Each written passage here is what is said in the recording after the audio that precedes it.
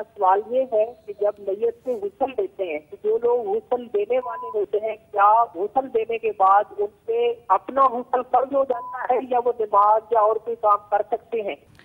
میت کو غسل دینے والے پر غسل فرض نہیں ہوتا ہے، ٹھیک ہے، کیونکہ غسل فرض ہونے والی کوئی چیز نہیں پائی جاتی ہے۔ صحیح، ہاں البتہ فقہا نے یہ ارشاد فرمایا کہ میت کو غسل دینے والے کے لیے مستحب ہے، بہتر ہے ٹھیک کہ ہے، وہ غسل کر لے، لازم نہیں ہے، لازم نہیں ہے۔ صحیح، ویسے جو عوام میں مشہور ہے وہ یہ ہے کہ وہ لازم ہے، لازمی اس کو سمجھا جاتا ہے، تو لازم نہیں ہے۔ اگر وہ نہ بھی کرے تو شرعاً کوئی حرج نہیں ہے ٹھیک ہے، کہ کوئی ایسی چیز غسل کو فرض کرنے والی نہیں پائی گئی تو غسل بھی فرض نہیں ہوا۔ صحیح، اس کو لازم سمجھنا بھی غلط ہے ٹھیک ہے، اور لازم کہنا بھی درست نہیں ہے اس کو، ٹھیک ہے، تو کر لے تو بہتر ہے، صحیح، نہیں کیا تو شرعاً کوئی حرج نہیں ہے۔ ٹھیک ہاں اگر دوران غسل کوئی نجاست وغیرہ لگ گئی اس کے کپڑوں کے اوپر تو اس سے کپڑوں کو پاک کر لے، ٹھیک ہے، اور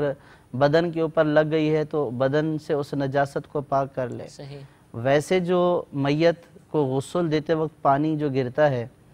تو یہ نجاست حکمی کو زائل کرتا ہے، ٹھیک ہے، تو نجاست حکمی کو جو پانی زائل کرتا ہے وہ مستعمل پانی، یعنی کہ نجاست ظاہری طور پر تو نہیں ہوتی ہے، جسم پر نظر کوئی نہیں نظر آتی نہیں ہے۔ آ جیسے وضو ہمارا فرد کے وضو کی حاجت ہوتی ہے، وضو ٹوٹ جاتا ہے تو بظاہر تو کہیں پہ نجاست نہیں لگی ہوئی ہوتی، لیکن نجاست کا حکم ہوتا ہے تو اس کو بولتے ہیں نجاست حکمیہ۔ ٹھیک ہے، اور ایک یہ کہ ظاہری طور پر نجاست لگی ہوئی ہو، اس کا ازالہ ہو، تو یہ نجاست حکمیہ ہے۔ اب نجاست حکمیہ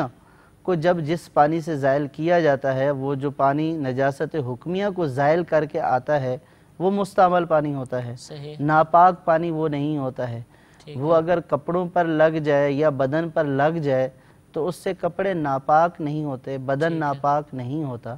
تو لہٰذا غسل کرنے کی تو کوئی وجہ نہیں پائی جا رہی ہے اور نہ ہی غسل کرنا فرض ہے۔